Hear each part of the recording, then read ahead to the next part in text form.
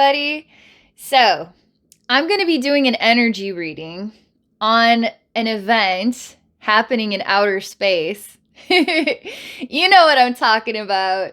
It's a total lunar eclipse, blood moon event on the midterm elections day. And I wasn't sure if I was going to get political about it. But what's the coincidence? Like, what's the reasoning behind this? What's the perfect timing all about? What's this celestial event telling us? How is it impacting us right now? And so I'm going to open the door because there's probably going to be like vampires and werewolves because it's going to be like some crazy blood moon, lunar eclipse going on. Like, all kinds of weird stuff's coming out of the woodwork. We're going to be ready for this. All right, so I'm going to chill. I'm going to look at the energies and we're going to learn some stuff, okay?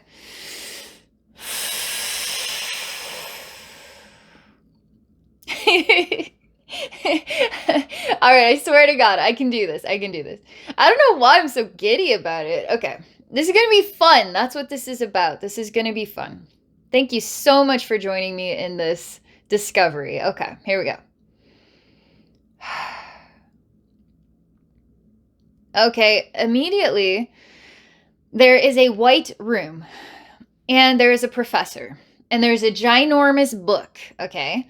And the professor has a very long pointer stick. It actually looks like a pool cue. Like actually for shooting the 8-ball in. Like it's a very long stick, but it's got chalk at the end of it. But he's pointing at different things in this big book. And I don't know what the meaning is behind the pool cue, but that's what he's holding. This book is so enormous, it would be the perfect size for a giant. And he is pointing out different sections of the book.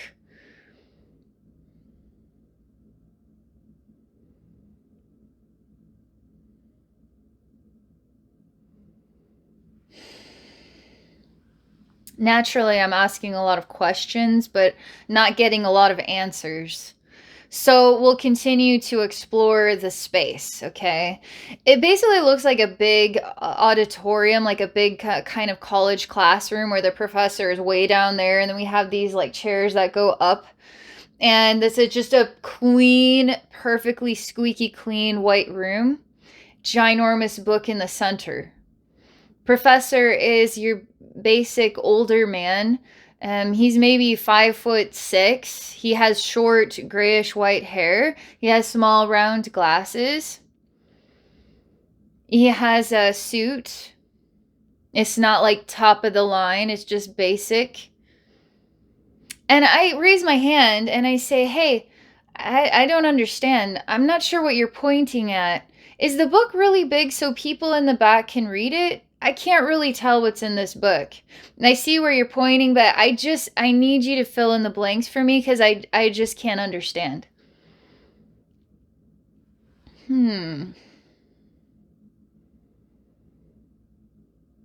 He's kind of frustrated. Like frustrated that I don't get it. Frustrated that I don't understand. He's making it so easy, so obvious for me. He even got a ginormous book. Like, so I could read it all the way at the back. And I say, I need you to make it clear. I need you to put it in a language that I can understand. And he's not using his voice. That's the problem here. He's not using his mouth. He's not using his voice. But he keeps using this pointer stick that doesn't make a whole lot of sense. And he keeps slapping it on the book like I should understand what he's trying to tell me. And there's a major lack in communication going on here. It's put in my court, the student, that I should just simply know this stuff from the teacher who's doing a very poor job of presenting it to me. I feel irritated. And I'm getting out of my chair and I'm like going right down these stairs, and I'm going to tell it to him straight. And I'm going to say, you're a horrible teacher. And the reason why you're a bad teacher is because you aren't understanding the fact that I don't understand you, and I'm trying to make it clear. I don't understand you. I really need your help. You're the teacher, and you're not trying to help me, the student. Ugh. Okay, so you see what's building up here? Do you get a feel for what this total lunar eclipse blood moon event is trying to express to us? It's about conflict and communication. There are people trying to make sense of what is being presented, but what is being presented is coming with a great deal of question. And we can't seem to talk and communicate in a way where I get it now. And the teacher, man, I just want so bad for this teacher to actually use his voice. Why is he using this ridiculous pointer stick? Why does he have this ridiculous ginormous book as though that's going to solve the problem? It's not. You want to know what? There's another interesting detail here. And this detail is that I'm the only one in this class. Why am I even in this class? There must be a reason why nobody else is here.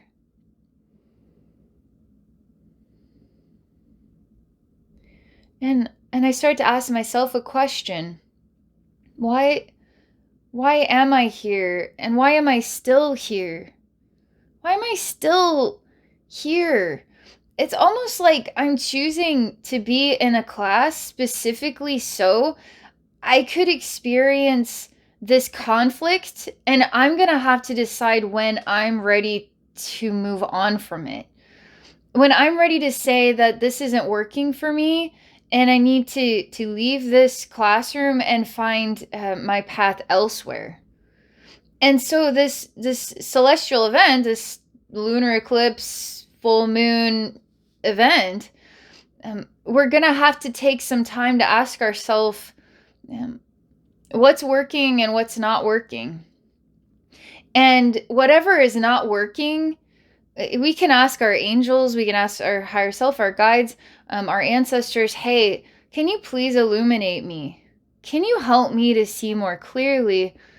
What am I holding on to that I'm actually in conflict with? I've been in conflict with it for a while, and I'm just not accepting that. I'm just not letting it go, and I need to let it go. Help me to see what it is. It's almost like some part of me needs to have this sort of ridiculous scenario where I would never be able to learn from this teacher, and this teacher would never take me seriously, and this teacher would never acknowledge what my conflict was, so it would remain like this forevermore until I just got up and left, until I walked out the room, because it was for me to understand this lesson that I was holding on to this, that it was time for me to move on and see what was beyond this. So here we are presented with the next meaning of this total lunar eclipse blood moon event. It's really hard to let go because it's as odd as what's so familiar to us and the way things are supposed to be. Naturally, it goes 1 and then 2 and then 3 and then 4. And sometimes we're holding on to things that make a whole lot of logical sense. But in that logical sense, there is nonsense. But we keep waiting and waiting and waiting and waiting and waiting for it to prove that the nonsense is cleared it out of its system, and that it's going to make sense again. Like it always has made sense. But they're saying that don't wait for it to make sense. If it doesn't make sense right now, that's because it doesn't make sense. And now when it's like the patterns are changing and we're noticing it, it is exactly what it is. The writing is on the wall. You could have said, well, Abbey, when you walked into this, big clean white room, and it was a bit strange. And they were doing things different. Big old book. Pool cue, that's different. I can't understand you. That doesn't matter to the teacher, apparently, from the student. And I'm still sitting with this nonsense, and I'm actually arguing with this nonsense. And I'm not able to walk away from this nonsense because I'm hoping that the nonsense will start to make sense, that we can start working together, but that's not what's going to happen. So you're going to have to put the ball back in your own court and make some decisions. This isn't just about midterm elections. This is about life right now. It's about your life right now. And my guides are like, if you want to make it all about midterm elections, what is the best words to define this? That is not all there is to life. Life is about everything happening. It's almost like so much sound gets put into this that it feels like that is all there is, and that is such a huge and important event going on, because this event is going to decide how the ball is going to roll politically moving forward, and what the political decisions are going to be that are going to empower or break down our economy and the well-being of the people of that economy, right? And so this is a big event, right? But they're saying there are more events than just this, so don't forget your life as well. Because there's decisions you're going to need to make in your day-to-day life. And where things are not making sense anymore, don't wait around for them to make sense, okay? So I'm going to ask if there's anything else about this. Lunar eclipse, blood moon, vampires, werewolves, and all that. All right. Anything else? Oh yeah, this is beautiful. It's about love. Okay, this is an important part of the message. I'm glad I'm sticking around for this, because that was really loud. And it's calming down, and they really want to point out the fact that there was one teacher and one student in a great big space. And that in life, sometimes we feel all alone. Sometimes you're going to be the teacher and you're trying to be understood, and you just aren't being understood. No matter how you present the information, you might not be able to understand what you're doing wrong and how you could do it better, and you just have to live with the best that you can do. Is there anything wrong with that teacher? Maybe they just can't conceive of how they could do it better yet. And then we have this student who desperately wants to learn and desperately wants to understand. And then also the student doesn't feel like they're understood or they're heard. And so now we have two people that are very frustrated. We have the teacher, we have the student, but we're swapping places because the student is also trying to teach the teacher and what they could do better in order to help the student to learn the teacher's knowledge. So the teacher has got to listen to the student. And so it's important that we don't give up on working through these conflicts, but we have to remember that we're all going through part of this conflict, okay? And a lot of it has to do with difficulty in communication. Difficulty in how the communication is being presented, how the communication is being received, and what is being expressed about how the communication is not working for me. And it's just hard for people to meet eye to eye. There's also this message about love, because there's a bit of loneliness to that state of being this student all alone trying to talk to this teacher. This teacher feels all alone trying to be understood by the student. And that creates this sense of defeat. This conflict, this defeat, this loneliness, this struggle, the frustration.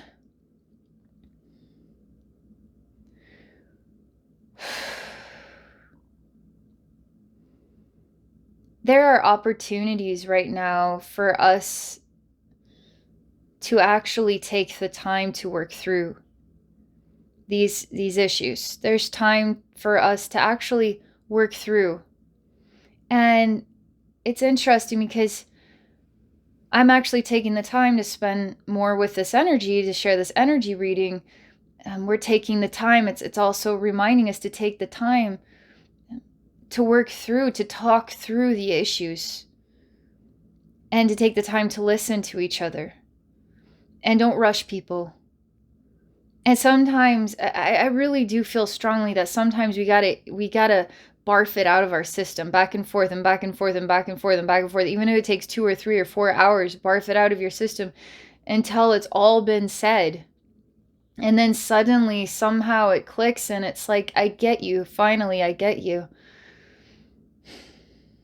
And sometimes we just get so frustrated, it just barfs out. You know what I mean? So we need to give each other a little bit of room to just do the best that we know how with our voices, but not to be afraid to use our voices. And it can feel very lonely, but you aren't alone. And we're all, no matter what side you're on, we're all struggling with this thing. We're struggling with the world today, struggling in our lives today. We're all struggling. All of us are. It's kind of like a virtue to be courteous of one another. And it takes patience. It takes a certain sense of responsibility to the blessing of being able to communicate in the first place. I feel there's this like exhale happening, but I don't know that we're through this just yet, you know? Like we want to get to the end of the fairy tale where we all live happily ever after, but there's still work to do. There's still work to do. And you're going to understand what your calling is in the midst of all of this, because they're saying it isn't like midterm elections in the middle. It's like, is this narcissist that we have to just like worship and support, and there's so much more going on that your heart is in the middle. Your family, your friends, your job, your future. Like there's so many parts of this, so many branches of this tree that also matter, because they're precious parts of your life. They're precious parts of who you are. They're precious parts of what makes life worth living for you. And we're working on figuring that out and how to make that a reality for everybody. So, you're not alone, okay? I'm struggling with this stuff too. I struggle to find my voice about these very difficult conversations. And I tell myself that it's better to say something to say nothing. But if people don't understand me, then that's hard too. I know what it's like to be that teacher. I also know what it's like to be that student. So I'll let you guys digest this message and let it simmer, and share your thoughts. Giving you all a really big hug. Really big hug. And our angels are with us, our guides are with us, our higher selves are with us. We're with each other. I was born on this earth to try to figure this out too. You were born on this earth to try to figure this out. We both were born on this earth, right? We're all born on this earth for the same reasons. To do our best here. Open our eyes, do our best. Okay. I love you guys. Thank you so much for your time. If any of you would like me to take a look at something going on in your life through a psychic session, I share energy healing and wisdom to help you. You can book a session at my website at abbeynormalswisdomquest.com. Have a great day, everybody.